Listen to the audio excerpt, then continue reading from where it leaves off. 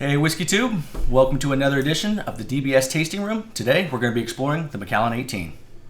So this distillery hails from the Speyside region of Scotland, which right now that's one of my favorite locations out of Scotland. They're producing some of my my classic flavor profiles, stuff that I really look for, and Macallan is also in that category. They were founded in 1824, so they've been around for quite some time. Yeah, almost 200 years. And like most distilleries in Scotland, single malts now are becoming a lot more popular. So they're exporting quite a bit. I think they're doing they're at that 1 million case mark right now a year. That's out of control. Which is crazy. Now they put a brand new facility out as well just last year in 2020, a whole new visitor center. So hopefully when we go next year that we can go visit and say, the whole group's gonna go take a look. Yeah, it's gonna be amazing. Yeah, I'm excited about that.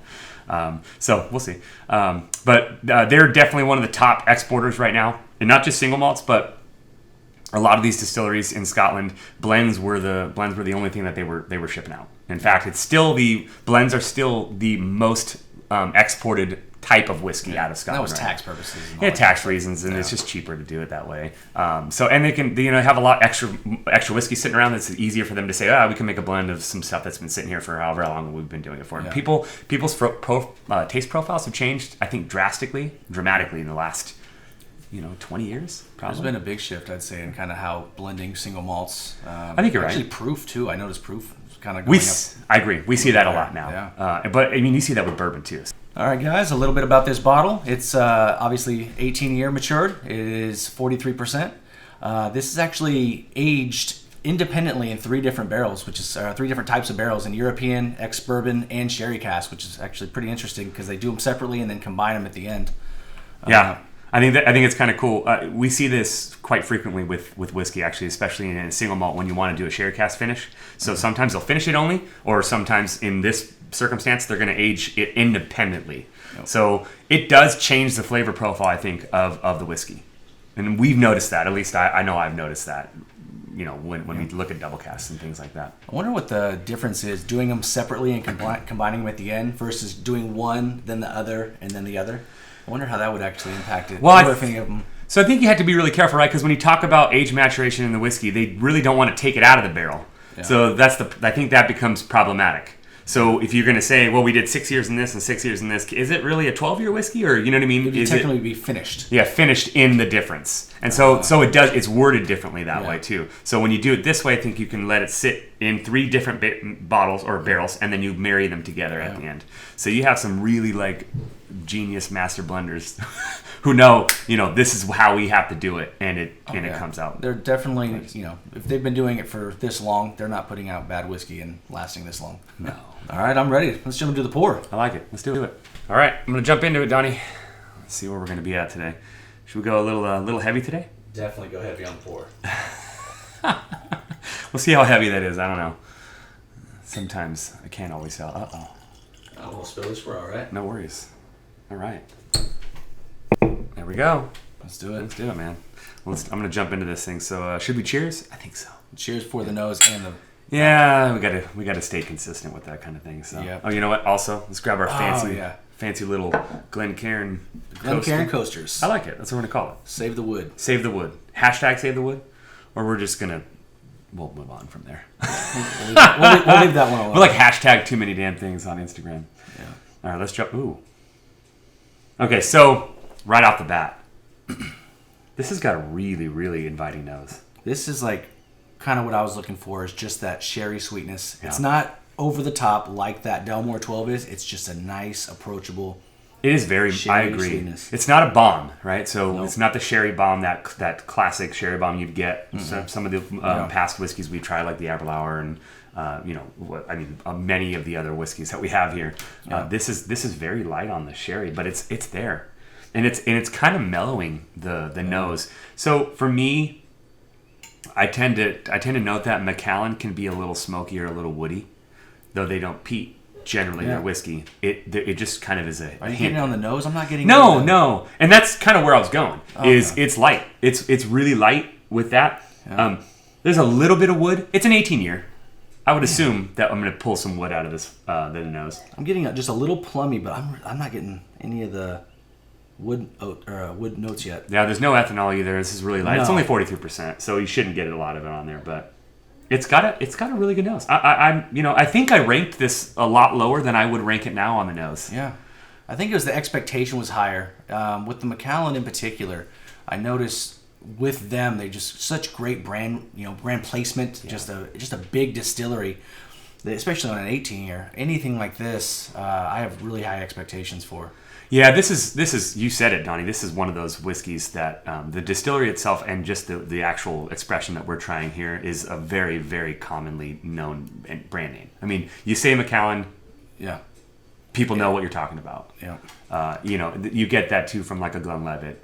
There's not that many. There's not that many big names out there. No. There are, but there's not that many big names in the non-whiskey world that you'd go, oh, I've heard of that whiskey before. I've had, I've had that. And the bourbon scene. This was the first name that I remember. You remember that show Suits on USA? Yeah. They were just about some high-powered lawyers in New York, and every time they were trying to do like an intimidation or just a client that they were welcoming in, they'd always bring out the Macallan. And I'm thinking, oh wow, so Macallan is like that's got to be the good stuff. And not even knowing whiskey at all a while back, this is definitely one that I wanted to get for that reason, for that brand placement alone. So. Bravo to the marketing team on Macallan. Jeez. Well, I was going to say that, right? Marketing plays a huge factor in this, and it plays a huge factor in how they sell whiskey anyways. And this is any product, not just whiskey, but they do a good job. I mean, their bottle's gorgeous. I mean, it really is. I don't know if you can see with the lighting here, but I mean, if you give it an angle, I mean, it's gorgeous. It's got a slight indentation here on the top, and it kind of just widens out in an oval rather than a rounded. Yeah. So if you kind of just see it, it's a little bit thinner. It is a little thinner. It's almost not even. It's not even circular. It's almost more like a coned. I don't know how else to word how that looks, but they do a great job. And not all the bottles look the same here. So Macallan does. Their range is pretty straightforward. Though you can see we have some sitting on the shelf back here. But this one is a pretty unique looking bottle. Yeah. And so this was a part of our tasting event. I think in January of this year. Yeah. We did an angel share. That's right. Right. Yeah. So this was the bottle that we got as our DBS Reserve bottle. So one of the main rules that we do is we don't touch the whiskey that we have in the DBS Reserve unless at least a majority of the members are present. Just to be fair, because we do have some pricey whiskey in there and some stuff that's a little harder to find. We got permission to try this one today for you guys. A vote of approval. Yeah. So cheers to that. Right. The DBS team there. But this was the only one that we actually purchased as a group for our angel share. The rest of us brought bottles. And by the way, do you remember how much whiskey we had that day? Like sitting on the... There was a lot of whiskey. Yeah. I think we only finished one bottle of the angel share bottles that we should have finished. My angel share was like 3/4 full. Yeah. I think that was everyone, though. It's the same thing. It's one of those things where, all right, well, I didn't have any empty bottles at the time. I was still only a few months in, so I didn't have anything near empty. We had to change that rule. We're like, no, angel share is legitimate angel share. Yeah. The bottle has to be less than 1/4 full, and it needs to seriously be an angel share. It has to be. Because I had so many extra bottles, and I'm like, oh my God, I'll never finish this thing. And it made sense for our group, too, because we were still building up our stock just as an overall group. So I agree. Gave us a chance for people to bring in what they already had. And like I said, we still get a good bottle. It was early on. Yeah. So I think, kind of getting back into the whiskey here, because obviously that's what we're here to do. But, Again, I'm going to go back to it. I really like the nose. I'm going to jump into it. Let's go. Yeah, cheers. Let's see where we're at.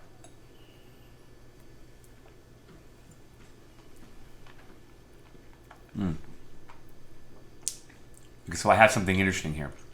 I think I get way more ethanol on the palate than I do. Not that it's overpowering, but it is there. It's there. It's light. Yeah. I like the finish on this thing too. I don't think we should jump to it. Yeah. When it comes to this taste, this one out of recently, where the sherry nose goes into the palate a little bit, where all the stuff we've been trying lately, it kind of bounces around a little bit. So even though I do get an ethanol punch on this, it's not a punch. It's there. It's just there. It's a love tap. Yeah. It's light. But at least the sherry is carrying over, because I love when the flavors, the smells or whatever kind of go all the way through. And I know we're not jumping to the finish, but it's still a little bit on the finish too. Yeah. So that carries all the way through. I think you're right. We say that we don't want to use the word married too much, because I feel like we use it often when we talk about things like, marry your cast together, or marry your flavors together. But when you have a product that you release like this, that is going to be, in your staple line, right? they're always making this 18. If the reason it's popular and the reason I think it still stays popular like that is when your nose matches your palate, which matches to your finish. So there's continuity between all three. That's a good word, continuity. It's a big thing, and so doesn't mean that they all have to stay bland or like flatlined. No. There can be ups and downs. There can be peaks and valleys in that profile. But as long as I can pick the same context in each of the three major categories when we score whiskey, you kind of hit the ball. As long as it's kind of going along the path, and if it's introducing characteristics or some of them falling off and going on the finish, that's exactly what I'm looking for. Because at least this one comes aboard. Like I didn't get too much nuttiness on the nose, but I get a little bit of that almond-like on the palate. I get like nutmeg, a little bit of nutmeg on it, so kind of spicy, but not over. Not it's that because nutmeg's like a baking spice, so. Yeah, without it being spicy, and those things for me, I've been getting more figgy. Like I don't know why it's been coming out. Yeah. Banana and figs typically have been coming out more to me when I'm tasting, but I'm trying to get a little bit better at kind of my evaluations, and I'm not getting banana on this one, but this one I get a little bit figgy. That was my question. Do you see banana on this one? Because I don't get it at all. And that's so banana is your Glenlivet from your Speyside region too. That's like one of their biggest draws is that banana flavor where you get from that American oak too. You pull it from that.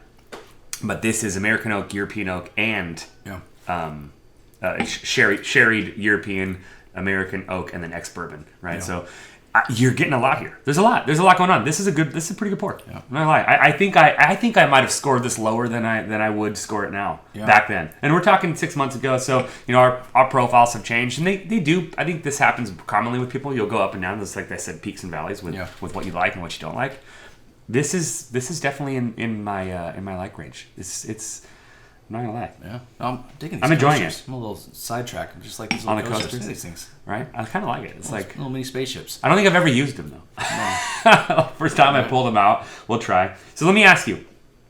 On this one, I do get a little bit of the dried fruits from the sherry. Mm-hmm. It's not a sherry bomb though, so it's not overpowering. And they do. Macallan, I believe, does color their whiskey. So you have a nice amber color on this. It's not as dark as as you have seen some other even younger matured whiskeys, because it's also not finished completely in a sherry cask, or it's not matured completely in the sherry cask. You have some mix there too. Mm-hmm. So that dark flavor sometimes can come through. This one it's very mild though. It's nice and amber. Yep. I am getting, when I revisited on the palate a moment ago, a little bit of that smoky sensation. Not the peated, but just a little bit of that smoke. It's like a struck match type. Not the sulfurous type, but just a. It's right when you strike it too. It's not the after effect. No. Like you're like wafting your match around. It's just like it is. It's like like when a fire first catches. Yep. It's that smell. It's like that vibe. Macallan is known for that in most of their whiskeys. Yeah. This does not disappoint in that range. It sits there. Yeah. It's light though. I think you're getting less of that in this 18 than you do on maybe even like the 12 the double or even the 12 sherry or the 12 triple. But I would have to go back and revisit it because. I don't know. Like I feel like we don't have Macallan. This is the first time I've had Macallan since our tasting in January, so it's really interesting to kind of go back because I think we were trying to review the scores prior to recording the episode, and I think it was just flat across the board. But in all honesty, everything that I have rate-wise, probably 2 months ago and prior, I don't really think it means nothing anymore. I think just what I've been exposed to and what I've tried recently is. I'm getting much better in understanding and finding these things. So I think I just wrote it 3 across the board. I'm like, it's not bad. It's definitely not a 3 across the board, not anymore. No. And I was pretty close. Yeah, but a 3's not bad. Don't knock us on that. It's only out of 5, so you can't really go that far. Standard. Like 5 really has to blow me away. It does. 4 is just like I'm definitely going to buy this, or I really like that part. One of the things we kind of discussed was Shaun had a more on the dry side for the finish, and I had the sweet side. Going back right now, of course Shaun's right. I mean, it's definitely more dry. It's got that the puckery tannic notes on the finish. Very great way to put it. It's exactly what you're getting in the finish. Yeah. It's almost overpowering the finish. A little bit. Is that. It helps it linger, but it does overpower. So I think a lot of the times you get that when you have these older whiskeys.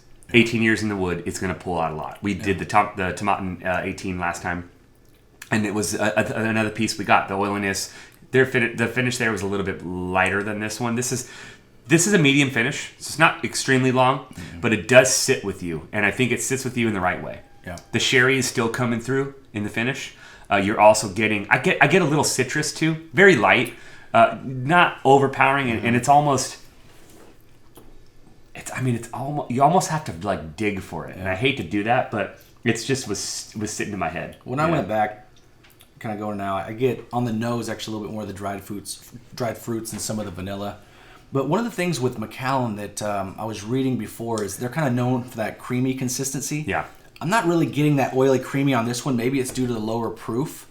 But in my head prior to the tasting today, because I was like, it's been a while since January, I was like, I thought this was more on the creamier. Yeah, I agree. More mouth coating. It's not bad. It's not bad, no. To me, it would be a 3 as far if I had to balance that. It's just not creamy as I thought. Sure, it's not what you maybe thought it was originally. And I think maybe, so when you get the sweetness back then when you tried it, what most likely was happening for you was that you were getting the dried fruit on the palate anyways. So to distinguish the difference in the finish was a little bit more difficult to do when you're not your senses aren't as honed. You know, not that we're perfect, but I mean, we've been doing it a lot longer now, so you can pick out those things a lot more, I think. Oh, 100%. Overall.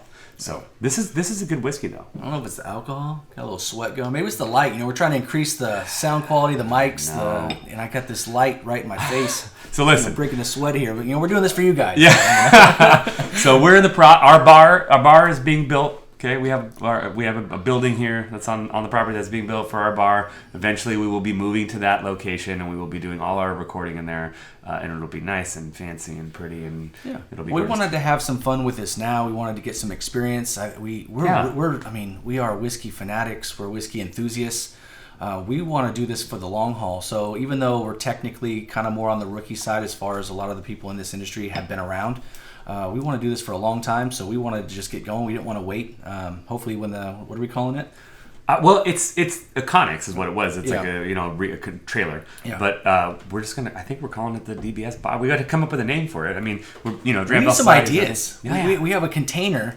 This is going to be dedicated to our tasting rooms. This is going to be for recording. We'll have, wall of whiskey. This is we got a lot going on. Hopefully, we'll get the lighting, the cameras, everything is just going to be dialed in, so we can kind of give you guys the best product. But we need some ideas. And I've been chronicling the journey too, so I have pictures of all the way from the very beginning. We'll have it to the end, so we'll have some cool stuff for you guys. Yeah, I saw the picture you guys finished framing. Yeah, framing, and I ran electrical, so we got a lot going on. But it's going to be exciting. A lot more to come. So we got a lot of bottles to review, and hopefully just like I said, we're going to get better day by day. So this is great. I agree. I think to kind of round off this specific pour is I am really enjoying the its continuity, right? Again, throughout, and it's I keep coming back to that because I do feel like it's not missing on those points. I get it all the way through, and the finish is, however dry, I like a sweeter finish.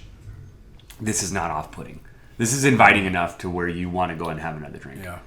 This one is more of a true representative of an 18-year to me compared to like the Tomatin. While the Tomatin was, it's a good bottle. This one's just going to add a couple layers. Like I said, it's not one of those overly complex ones either, but it does feel like it's a little bit more representative of what an 18-year I agree. Would be. And it's a little bit more unique. And it's the whole packaging piece too. You got to look at it, the bottle from the top to bottom. Yep. Right, Macallan does a good job. We said this. I do think that this is a great representation of the Macallan line itself. Yep. If you want to talk about their core product that they release, their core expressions, the 18 is up there. They have their 12, they have their 15, and their 18, and you can go higher, 25 if you want to start getting into like the upper echelon of that price range. Yeah, you've got money to spend there. But Macallan has a lot. They've got a lot to offer. We have a ton. We have a ton of other expressions that we would love to throw out here and do samples for. And I'll throw out this, even though we're talking about the 18, is their edition numbers, which started back in 2016, 2017. They released them. I haven't had the number 1, the number 2. I've had the 3, 4. No, I've had the 3, the 5, and the 6. Yeah. But the 6 is incredible. Yeah. So, and this is Macallan's attempt or their play with their whiskey, right? They like to market So they want to. We're gonna throw something out there that's a little bit different. That's kind of outside the realm.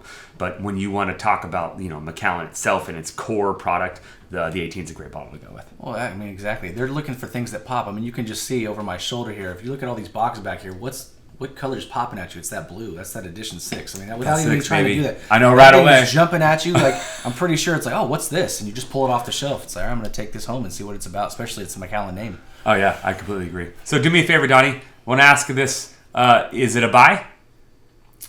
Would you buy it again? We always ask. Not typically being a Macallan person yet, I say this is a buy. I really want to revisit this one and the 15 because our rating showed the last time we had the 15, I actually rated it a little bit higher. Yeah. Or not at least my perception at the time was a little bit higher. So I'd love to kind of revisit that part. Plus, if the 15 is a little bit cheaper and it's a wash across the board, I'm going to go with the cheaper end. I agree, and I'm going to throw this inexpensive, out. Not cheaper. Inexpensive, because this is sitting in that almost $300 price range. I think is kind of where it is. Let's say your average price.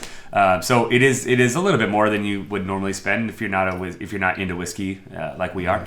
And not that it means much. It's just that's the nature of it. It's the nature of the beast. It's how much it costs. So I would buy it again. I like Macallan. I love distilleries from the Speyside region of Scotland, and we had said at the beginning of the podcast when we go, there are so many distilleries in like a 10-15 mile radius that it's crazy. So I mean, you can. I think we're gonna do a week. It's probably not gonna be enough time. No, I'm not gonna lie. But this is gonna be on our list to visit. I'm empty. Yeah, we got to do the sign off, and we didn't save enough to do the sign off, so we're gonna have to just do a little bit of a report. Thanks, I'll put it up here first, sir. You know what? It's funny because I was thinking about this. That's pretty good. Yeah. When we did our angel share with this 18, I hate to say it, but I feel like I was a little too inebriated to actually give an accurate representation of my scoring, because I really enjoyed this pour today. Not gonna lie. There was 10, 15 bottles on the table. So So I'm thinking we were wrong. Originally. Yeah. So I'm glad we revisited. Yeah. This is enough for a cheers, though. I would say so. I like it. All right, everyone. Let's grab a glass. Cheers to you. Cheers to you. And from the Dram Bell Society, may you enjoy your dram one grain at a time.